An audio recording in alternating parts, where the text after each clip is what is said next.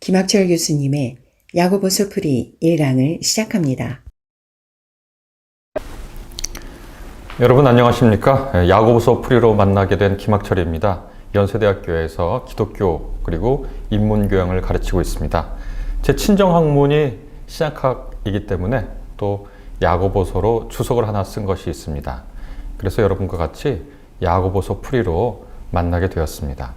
제가 이전에 여러 성서에 대한 강의를 했는데 대략 성서 본문을 말하기도 하지만 주로 그 본문을 말하기 위한 배경들, 역사 배경, 문학적 배경 이런 것들이 많이 필요해서요. 그런 얘기를 많이 하다 보니까 정작 성서 본문에 대한 이야기는 많이 못했던 것 같아요. 그래서 8번 진행되는 이번 강의에서는 제가 서론, 그리고 역사적 배경, 문학적 양식 이런 것도 말하겠지만 주로 성서 본문에, 성경 본문에 천착해서 얘기를 좀 해보려고 합니다. 또 마침 제가 야고보서를 주석하기도 했고 또 번역을 하기도 했는데요. 제 미흡한 번역이지만 개역 개정하고 또 여러분 전혀 잘 아시지 못하는 게 자연스럽지만 헬라어 본문하고 그 다음에 제가 번역한 거랑 그 다음에 아주 쉽게 번역된 영어 성경이 있습니다. 그래서 그 4가지 성서를 같이 읽어보면서 야고보서가 구체적으로 어떤 얘기를 하고 있는지 같이 살펴보도록 하겠습니다. 오늘은 서론에 해당하는 얘기를 좀 하겠는데요. 읽기 전에 4가지 사항 정도를 말씀드리고자 합니다. 첫 번째, 야고보서는 굉장히 읽기에 껄끄러운 정경이다라고 하는 겁니다. 야고보서는 기본적으로 지혜문학과 닮아 있습니다. 지혜문학이라고 하는 것은 구약 성서의 욥기, 시편, 잠언, 전도서, 아가 이렇게 해가지고 그것을 성문서라고 부르잖아요. 그리고 지혜문학이라고 부르는데 제가 한번 가만히 생각을 해봤습니다. 구약 성서에서 지혜문학을 한번 빼보자. 그러면 오경, 역사서, 예언서 이런 것들이 있을 텐데 지혜문학에 있는 그 욥기의 이야기들, 또 잠언에 있는 것, 전도서, 또 아가, 또 특별히 시편 이런 것들이 없는 구약 성서를 생각해 보니까 이거 너무 삭막하더라고요. 그러한 성문서가 얼마나 우리에게 큰 용기와 또 기쁨과 또 우리의 동감을 불러일으켰는지 생각해 보면 지혜문학이라는 게 참 중요하잖아요. 신약 성경에는 그럼 지혜문학이 있을까요? 복음서가 있고요. 복음서는 예수님의 전기에 해당하죠. 그 다음에 사도행전이 있죠. 그것은 어떻게 보면 역사서에 해당합니다. 바울의 편지들, 일반 서신들이 있습니다. 그 서신들은 편지들이죠. 그래서 그것을 지혜문학이라기보다는 일종의 그쪽으로 수신인들의 문제를 해결하고 복음을 해명하는 그런 건데요. 유일하게 신약 성서에서 지혜문학이 있다면 바로 야고보서라고 할 수 있습니다. 지혜문학이라고 하는 것은 삶의 갈피를 가려내는 거죠. 무엇이 옳고 무엇이 그르고 무엇이 가치 있고 무엇이 가치가 없는지, 무엇이 아름답고 무엇이 추한지 이런 것들을 가려내는 그런 갈피를 잡게 해주는 말들의 모음이라고 할 수 있는데 야고보서가 바로 그러한 지혜문학에 속합니다. 그런데 이 야고보서는요, 우리가 지금 읽고 또 사랑하게 될 문서인데 정경 안에 들어가는 게 그렇게 쉽지는 않았습니다. 정경 안에 들어간다는 게 무슨 뜻이냐? 거룩한 문서가 있습니다. 1세기 예수님 승천하시고 난 후에 1세기 저자들이 썼던 아주 풍요로운 저작들이 있어요. 복음서만 해도 20개 정도 이상 됩니다. 그리고 서신들도 많습니다. 바울의 이름으로 된 것도 역사서들도 많아요. 바울행전 이런 것들도 많거든요. 그런 거룩한 문서들이 있었는데 그걸 거룩한 문서라고 그러고 그냥 영어에서는 죄송합니다. Holy Scriptures 이렇게 부릅니다. 그런데 정경이라고 하는 거, 그거는 영어로 캐논이라고 하고 그것은 고대 그리스어인 헬라어에서 왔는데 그건 카논이라고 하는 말에서 왔거든요. 캐논 비슷하죠? 카논이란 말은 갈대라는 뜻입니다. 그래서 갈대, 왜 갈대냐? 갈대를 가지고 뭘 했냐면 자를 삼았어요. 갈대로. 그러니까 지금 우리가 플라스틱 자 이런 거 쓰는데 철로 된 자, 혹은 줄자 이런 거 쓰는데 당시에는 이 플라스틱 이런 게 없으니까 갈대, 잘 휘어지지만 부러지지 않는 거, 그런 걸 가지고 자를 썼거든요. 자는 뭡니까? 이렇게 대보는 거예요. 10cm 규격의 어떤 물품이 필요해요. 그러면 갈대 10cm, 만약에 예를 들면 그걸 가지고 이렇게 대봐요. 요거는 맞다, 틀리다. 뭔가의 규범이죠. 뭔가를 재는 겁니다. 그걸 카논이라고 부르거든요. 갈대.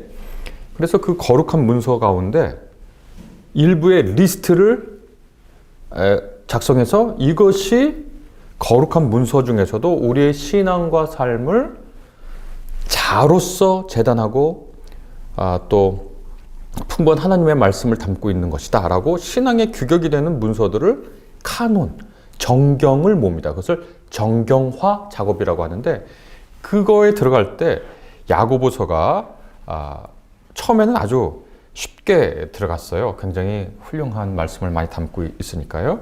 그런데 정경 안에 들어가고 난 후에도 논란이 있었습니다. 우리가 개신교, 프로테스탄트이기 때문에 이 프로테스탄트와 관련돼서 야고보서가 겪은 고초는요, 꽤 됩니다. 대표적으로 마르틴 루터가 이 야고보서의 가치를 조금 폄하하거나 혹은 조금 의심했습니다. 이유는 뭐냐면 여러분 잘 아시다시피 야고보서는 행함을 주로 강조합니다. 믿음은 말로 할 것이 아니라 행함으로 입증해 보여줘야 된다. 우리가 흔히 그렇게 알고 있죠. 그런데 마르틴 루터의 종교개혁할 때 가장 중요한 얘기는 뭐죠? 솔라 피데이, 오직 믿음으로만, 솔라 그라티아, 오직 하나님의 은혜로만, 이런 것들이니까 야고보서가 뭔가를 행해야 된다고 하는 이 말을 마르틴 루터는 자기의 종교개혁의 믿음과 이념, 사상과 뭔가 맞지 않는다고 생각했어요. 그래서 마르틴 루터는 이 야고보서를 지푸라기 서신이라고 이렇게 불렀습니다. 지푸라기 서신이라고 불렀는데 그럼에도 불구하고 정경에서는 빼지는 않았습니다. 마르틴 루터의 입에는 굉장히 껄끄러운 거예요. 이 서신이. 우리가 오늘날 마르틴 루터에 동의하지는 않습니다. 마르틴 루터는 저랑 비교할 수 없이 훌륭한 분이지만 껄끄러운 정경이라고 하는 것은 이해할 수 있지만 지푸라기 서신이라고 생각하지는 않습니다. 그런데 껄끄러운 건 분명해요. 왜냐하면 이 책을 읽어보면, 야고보서를 읽어보면 이런 구절들이 있어요. 누구든지 세상과 벗이 되고자 하는 자는 스스로 하나님과 원수되는 것이니라. 4장 4절에 있는 말씀인데요. 좀 힘들죠. 하나님하고 친하게 지내고 싶고 세상과도 웬만하면 안락하게 지내고 싶잖아요. 그런데 세상하고 안락하게 지내고 싶어? 너 하나님의 원수야. 이렇게 얘기하니까 그거 듣고 싶지가 않죠. 또 4장 9절에 봐도요, 이런 말씀이 있습니다. 슬퍼하며 애통하며 울지어다. 너희 웃음을 애통으로 너희 즐거움을 근심으로 바꿀지어다 라는 말씀이 있는데 그거 듣고 싶지 않죠. 왜 우리의 웃음을 애통으로 바꾸고 우리의 즐거움을 근심으로 바꿔야 합니까?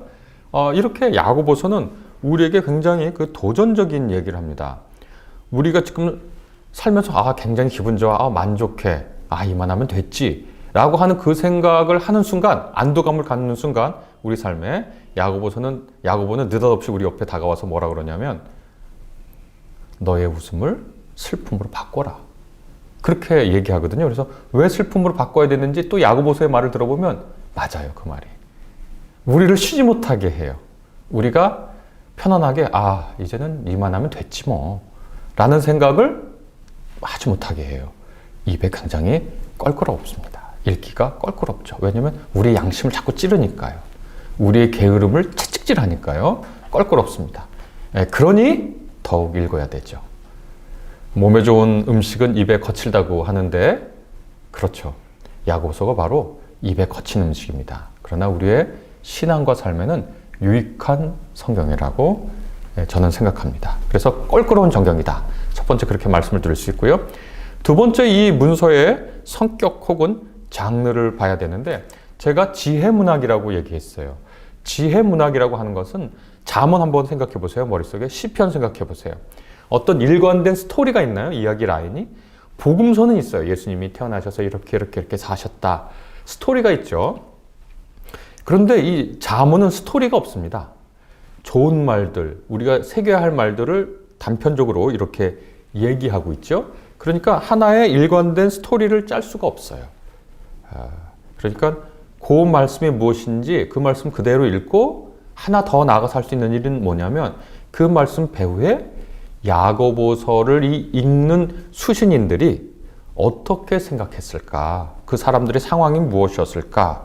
이것을 짐작하면서 그 야고보서의 말씀이 뜻하는 바가 무엇인지 우리가 추측하고 또 되새기고 새김질할 수 있겠다. 그렇게 말씀드릴 수 있겠습니다. 이것은 기본적으로 야고보서가 흩어진 12지파에게 보낸 서신인데요. 이 서신은, 이 편지는 편지라는 걸 우리가 기억해야 합니다. 그러니까 생각해보면 지금으로부터 약 2000년 전에 우리가 아닌 다른 사람에게 보낸 편지를 우리가 오늘 뜯어서 읽고 있는 거예요. 그러니까 참 재미있죠? 예전에 저희 집에 제가 사는 집에 다른 분들이 좀 살고 있었는데 거기에서 이제 젊은 여성분들이 있었는데 우리 집으로 편지가 와요. 우리 집이니까. 그러면 정말 어렸을 때 초등학교 들어가기 전에 막 그 편지가 궁금해서 뜯어봤어요. 글은 읽을 줄 아니까 제가. 그러니까 아무 생각이 없던 거죠. 그분들의 연애 편지를 뜯어본 기억이 나는데 야고보서도 우리한테 온 편지가 아닙니다. 2000년 전 어느 특정한 분들에게 간 편지니까 그 편지를 읽을 때 주의가 좀 필요하죠. 주의가 필요하고 또 이것이 무엇을 뜻하는지 그냥 우리가 막 알 수가 없어요. 어떤 분들은 우리가 성경을 읽으면 그냥 이해할 수 있다고 생각해요. 성령의 도우심으로 이해할 수 있다고 생각해요. 우리가 성경을 읽고 이해할 때는 성령의 도우심이 필요하죠. 성령의 도우심이 절대적이죠. 그러나 성령께서는 늘 우리에게 이해하기를 원하시고 그 이해의 과정에는 우리가 섬세한 지적인 작업, 학문적인 작업, 이해하려고 하는 지적 고투 이런 것들이 필요하다는 걸 잊어서는 안 됩니다. 이 야고보서는 이렇게 갖고 와서 혼자 이렇게 읽는 것이 아니라 많은 분들 교회에서 예배 드릴 때 그 서신을 읽었을 겁니다. 이런 서신을 회람서신이라고 부릅니다. 공중 앞에서 그것을 공개적으로 읽는 것이다. 이렇게 이제 말씀드릴 수가 있겠습니다.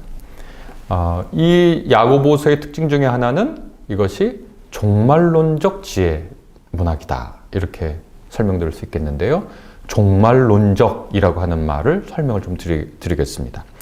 종말론적이라고 얘기하면 많은 분들이 오해를 하는데 뭐 무시무시하거나 또 조금 뭐 기괴하거나 급박하거나 이런 이제 그 느낌을 받는데 종말론적이라고 하는 것의 기본적인 뜻은 뭐냐면 마지막에 하나님께서 이 모든 세상의 통치자가 되실 때 그 말을 어떻게 바꿀 수 있냐면 우리가 사는 모든 삶의 구체적인 현장 속에서 하나님의 아름다움이 드러날 때 그걸 종말론적이라고 부른다고 생각하면 됩니다. 그러니까 우리가 사는데 우리의 일상에서 우리의 사회에서 우리의 역사에서 하나님의 아름다움이 드러날 때 야, 그렇게 하는 거죠. 야, 참 멋지구나. 참 위대하구나. 참 보기 좋구나 하는 감탄들이 절로 터져 나오는 그 시기, 그때 그 마음, 그 상황, 그걸 우리가 바라고 사는데 그러한 생각을 바로 종말론적이라고 그러는 거예요. 종말, 마지막에 있는 이야기에 대한, 마지막에 있을 일에 대한 이야기거든요. 종말론이라는 게. 종말, 그러니까 그걸 에스카톨로지라고 하는데 에스카토스라고 하는 헬라어가 마지막이란 뜻이고 로기아가 말이라니까 마지막에 있는 말들, 이게 이제 종말이라는 건데 그 종말의 마지막에 있는 그 말들이 뭐냐? 하나님의 아름다움이 이 세상에 편만할 때, 편만한 거. 그걸 종말론적이라고 합니다. 그래서 시선이 늘 미래를 현재로 갖고 와서 사는 거예요. 종말론적 시선이라고 하는 건. 우리가 어떻게 품위가 있어집니까? 어떻게 품위가 있어지는가? 지금 현재의 우리 스스로를 보면요. 어떨 때는 뭐 만족스럽기도 하지만 어떨 때는 굉장히 별일 없죠, 우리가. 그런데 아름다워질 우리, 온전해질 우리, 성숙할 우리를 상정해 놓고 그 우리를, 미래에 있을 완벽한 누구죠? 그런데 오늘 내가 그 미래에 있을 온전한 나를 미리 사는 거예요. 그게 종말론적 삶입니다. 이런 생각을 한번 해볼까요? 이렇게 한번 생각을 해봅시다. 내가 꿈꾸고 바라는 어떤 이상적인 나의 모습이 있는데 그것이 정말 이루어질 거예요. 실현될 거예요. 그러면 그 실현된 내가, 미래에 실현될 내가 오늘 나를 산다면 어떻게 살지를 생각하고 사는 거예요. 제가 가끔 이제 이런 생각하는데 제 나이 곱하기 2 해서 그때 가서야 모두 깨달을 수 있는 지혜와 삶의 품격을 내가 오늘날 한다면 얼마나 멋질까.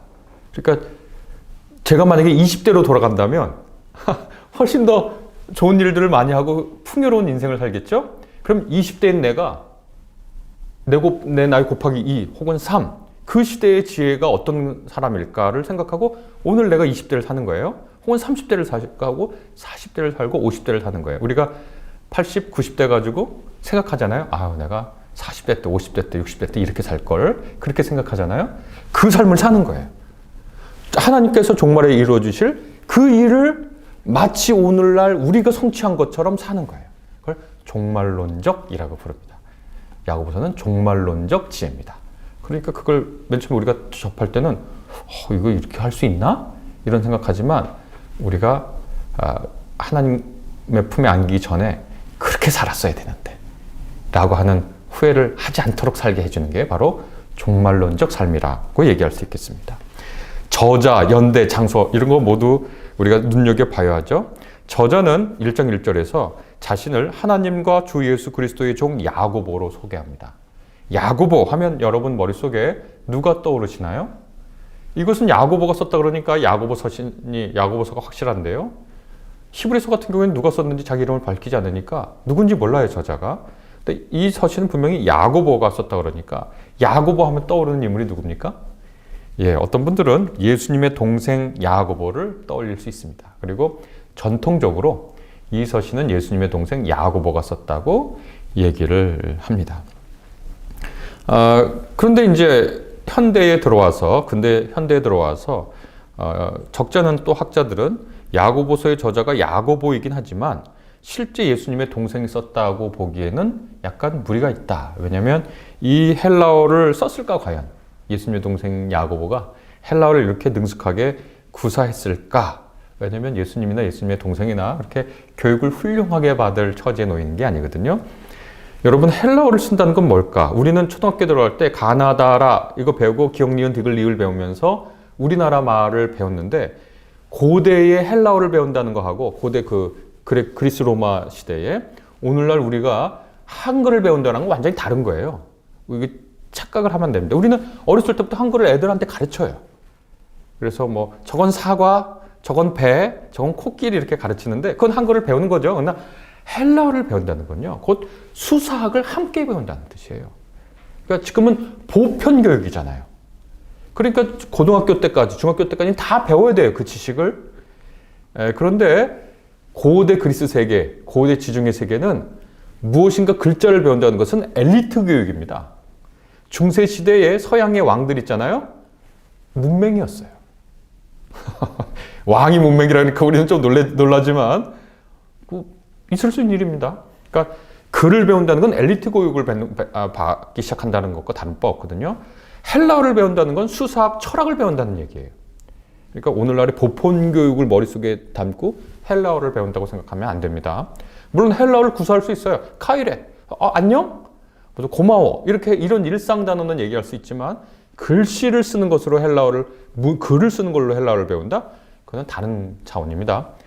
그래서 현대에 들어와서 학자들은 예수님의 동생이기보다는 다른 야고보가 쓴 것이 아닌가 이런 생각을 하게 됩니다. 예수님의 동생 야고보가 썼냐? 이건 전통에서 그런 거지 성경 내에 있는 건 아닙니다. 아니면 다른 야고보가 썼나? 우리가 사실은 잘 알지 못합니다. 중요할 것 같긴 한데요. 그런데 가만히 생각해 보면 누가 썼는지 잘 몰라도 이 야고보서를 읽는데 그렇게 큰 문제는 되지 않아요. 왜냐하면 어차피 예수님의 동생 야고보에 대해서는 많이 몰라요.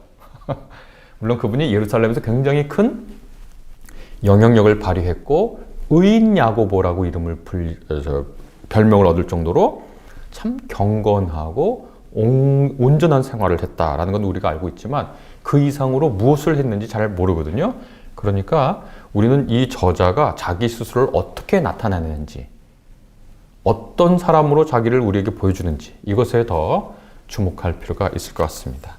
연대는요, 예수님의 동생 야고보가 썼다면 62년 이전일 터이고, 왜냐면 그때 순교를 당하시거든요. 예수님의 동생 야고보가 아니면 62년 이후일 수도 있습니다. 자, 그러면 읽기 전에 알아야 할 이 장소 어디서 했을까? 그건 잘 알 수가 없습니다. 장소를 어디서 했는지는 잘 알 수가 없는데, 예수님의 동생 야고보가 썼다면 예루살렘이었을 겁니다. 예루살렘에서 머무셨으니까요. 청중으로는 세계 여러 곳에 흩어진 유대인 기독교인들, 유대인이지만 기독교 예수님을 믿는 예수님 운동에 참여한 사람들이 수신이었을 거다. 이렇게 우리가 생각해 볼 수 있습니다. 주요 주제를 우리가 떠올릴 수 있는데요. 제가 아까 종말론적이라고 얘기했는데, 저는 야고보서 세상에 있는 모든 야고보서가 다 모아놓은 한 곳이 장소가 있는데, 거기에 불이 났어요. 그래가지고 가가지고 막 골라야 돼요. 딱 한 구절밖에 못 갖고 나온다고. 불이 나가지고. 그러면 저는 야고보서 5장 7절에서 8절의 말씀을 가지고 나오겠습니다. 다른 게 다 불탔다고요? 있을 수 없는 일입니다. 저한테 한 구절만 고르라고요? 그러면 야고보서 5장 7절에서 8절을 고르겠는데요. 개역개정으로는 이렇게 써 있습니다. 그러므로 형제들아, 주께서 강림하시기까지 길이 참으라. 주께서 강림하시기까지, 종말이죠. 예수께서 강림하신다는 건 뭐냐면 예수님의 그 통치, 예수님의 다스림, 예수님의 영광, 예수님의 기쁨이 여기 완전 실현된다는 거예요. 그분이 강림하시기까지 길이 참으라, 인내하라는 거예요. 종말론적 지뢰죠. 왜냐하면 우리가 끝을 알아요. 끝을 알고 참을 수 있어요. 요즘 하도 주식 열풍인데요. 이 주식이 오를 걸 알아요. 그러면 지금 떨어져서 참을 수 있잖아요. 종말을 내다보고 우리의 완성을 내다보고 현재를 어떻게 하냐면 길이 참으라. 그 다음에 하는 얘기가 농부가 땅에서 나는 귀한 열매를 바라고, 농부의 예를 드는 거예요. 그 지혜문학의 특징입니다. 땅에서 나는 귀한 열매, 허튼 게 아니에요. 푸성기 정도가 아니라 귀한 열매를 바라고 길이 참아, 여기까지 똑같죠. 그 다음에 이른 비와 늦은 비를 기다리나니, 이렇게 되어 있거든요. 이른 비와 늦은 비, 이건 뭘 뜻하냐? 이건 하나님의 은혜입니다. 농사를 지을 때 이른 비가 내려야 되고 늦은 비가 내려야 돼요. 이 이른 비하고 늦은 비라고 하는 것은 농사의 처음과 끝에 알맞게 내려줘야 식물이 생장하는데 절대적으로 필요한 그 비를 은유하는 거거든요. 그 어디서 옵니까? 하늘에서 옵니다. 하늘에서 비 내리는 분은 누굽니까? 하나님께서. 여러분, 주님이 강림하실 때까지 길이 참으십시오. 농부가 귀한 열매를 바라고 길이 참아 이른 비와 늦은 비를 기다리다니. 우리가 종말을 내다보고 우리가 승리할 걸 알아. 영광 속에 있을 걸 알아. 근데 길이 참는데 그 길이 참는 과정에 하나님의 적절한 은혜를 바라는 거죠. 길이 참아. 그 다음에 어떻게 되냐면 늦은 비와 이른 비를 기다리나니, 이른 비와 늦은 비를 기다리나니 너희도 길이 참고 마음을 굳건하게 하라. 그러니까 우리가 인내하고 하나님의 은혜를 바라는 가운데 우리가 스스로 해야 할 일은 뭐냐면 마음을 굳건하게 해라. 이게 야고보서가 주는 교훈의 핵심 주제다라고 저는 한 구절을 꼽아오겠습니다. 그래서 야고보서 5장 7절과 8절이 핵심적인 서신의 주제다, 이렇게 얘기를 할 수가 있겠습니다. 내용을 개관을 해보면 제가 쭉 이렇게 그냥 썼는데 1장 1절은 문안이고요. 1장 2절에서 1장 15절 여기까지가 제 하나의 단락으로 시험과 온전한 믿음, 그리고 믿음의 면류관을 주제로 1장 1절과 1장 15절까지가 하나의 단락으로 엮이고요. 그 다음에 1장 16절하고 1장 16절에서 2장 13절까지 여기가 하나님의 말씀의 능력과 인간의 경건, 그리고 이웃사랑, 이렇게 얘기하는 것으로 세 번째 단락이 묶이고요. 그 다음에 네 번째 단락은 여기서 보는 2장 14절에서 3장 18절까지로 참된 믿음과 순전한 지혜라는 키워드, 핵심 언어로 묶이고요. 그 다음에 4장 1절에서 5장 6절까지가 하나님의 권위와 세상의 허무함 혹은 허탄함이라는 주제로 묶이고요. 5장 7절에서 20절을 인내와 서로를 돌아봄이라고 하는 주제로 묶입니다. 그래서 야고보서는 하나님과 예수, 죄와 재림과 심판, 시험과 유혹, 부와 가난, 믿음과 행위, 지혜와 인내, 이 것들에 대해서 독특하고 깊은 신앙의 지혜와 지식을 담고 있다. 이렇게 얘기할 수 있겠습니다. 그래서 이제 우리는 믿음의 본뜻, 곧 지적 인식과 동의에 머물지 않고 삶을 통해 헌신과 충성을 가르치는 살아서 움직이는 신앙의 서신이라고 부를 만한 야고보서를 공부하려고 합니다. 여러분, 신앙을 어떻게 얘기할 수 있을까요?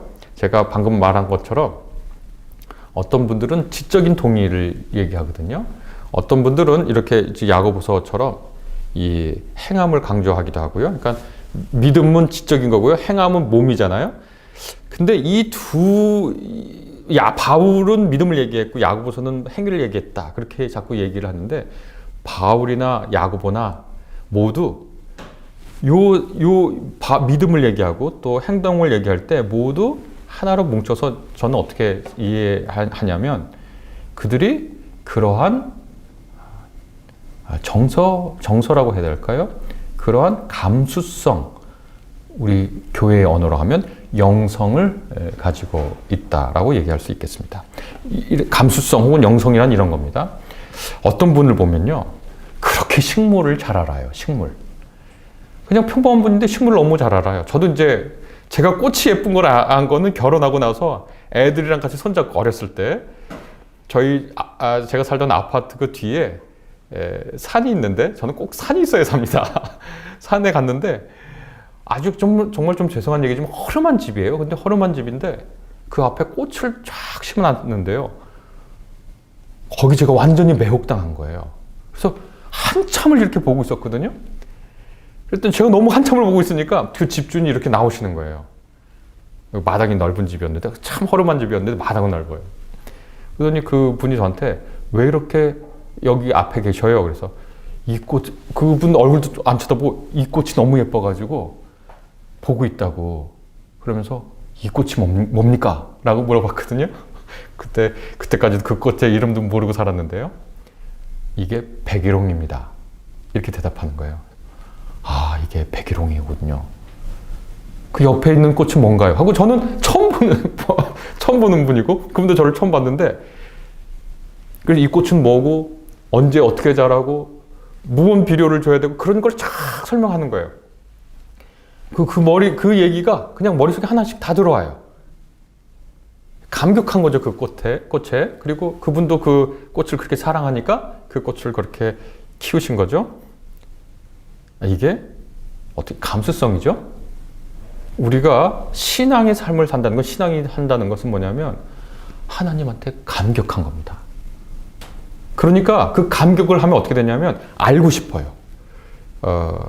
혹시 여기서 사랑을 해본 분들은 잘 알거든요. 누군가를 사랑하면 그 사람을 잘 알고 싶어요.